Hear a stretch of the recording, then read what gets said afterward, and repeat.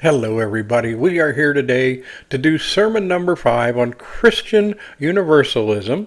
And the topic today is going to be, who is God? And I probably should have done this one early on, so please forgive me. I am human. This is very important, so please stick around for at least the beginning because I really want you to grasp this. Here's the important question. Is God your king or is he your friend? Here's the answer. Yes. For most of my life, I thought of him as a distant, powerful, yes, but not personal, like a king in his throne, ruling the world but far removed from my world. It was hard for me to wrap my head around the idea that the Creator himself, the Almighty that made all of this, my Lord, the King of all, could actually also want to partner with me in all the things I do, even the little things, and be my closest friend at the same time. In this world, it's hard to understand how those two things can exist at the same time. And I'm going to do my best to try to convey that because I want you to understand at some point, and I think you can best understand this, by building and getting a good partnership with God, that yes, as awesome as he is, and as much as we need to hold him in awe and reverence, he also wants to partner with us in everything we do, talk with us in all that we do, and guide us in all that we do. It's what he's always wanted, I truly believe, in my humble opinion. So when I started to look at Jesus, and I started to study him closer, I remembered that the Bible did teach us that one of the reasons Jesus was sent here was to also show us the true nature of God. I definitely started seeing something different. I saw a God who kneels to wash feet, a king who calls us friends, a creator who invites us to partner with him. God isn't trying to rule over us to keep us small. He's trying to walk beside us so that his greatness can shine through us. He is the Lord, worthy of all and surrender. Don't ever forget that. But he is also a friend, longing for intimacy and trust. He is a partner, inviting us to build his kingdom together. You see, the real question isn't who God is really. It is, who is God to you? And again, I think your best answers are going to come by partnering with him, by asking him that question, by asking him to reveal himself to you, whether you're reading the Bible or walking through your normal day's actions to show you the answer to these questions. Let's look at some Bible verses before we close out. First, let's look at some verses where the Bible tells us that he really does want to be our friend.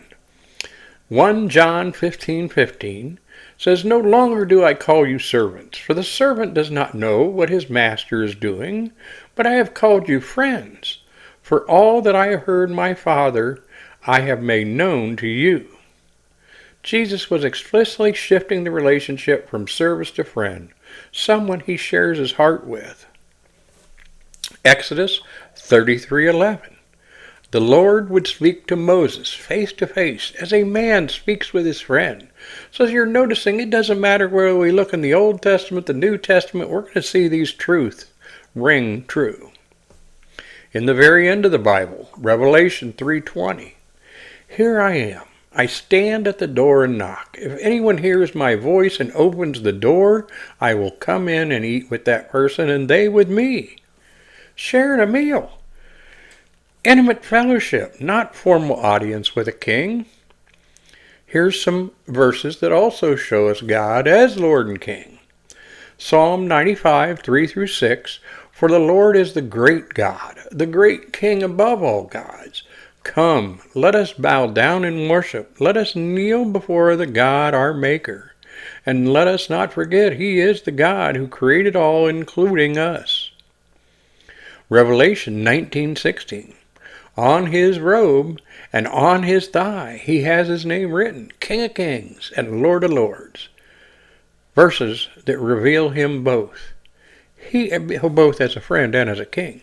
Hebrews 4:16. Let us then approach God's throne of grace with confidence so that we may receive mercy and find grace to help us in our time of need. So there you see, it's a throne, he is a king, but we approach it with confidence because he's also our Father, our friend. Both realities at once, something very hard for us to wrap our head around normally in this world, but with his help you can do it, I believe. Romans 8:15-17. The Spirit you received does not make you slaves so that you live in fear again.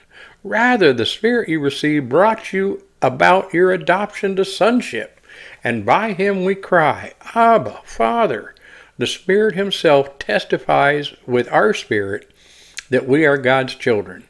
Now, if we are children, then we are heirs, heirs of what God and co-heirs with Christ. Abba. It's Papa, it's Daddy, and heirs is a royal kingdom language. So let's sum it all up. Because when you truly know him, you know you're going to stop striving to earn his love and start living out of it. Living out of the love he gives you graciously. Let's explore that together today, and maybe, just maybe, you'll meet God in a way you've never known him before. It is my sincere prayer that that does happen for you, and again I remind you, as always, take it up directly with the source and you'll get your answers.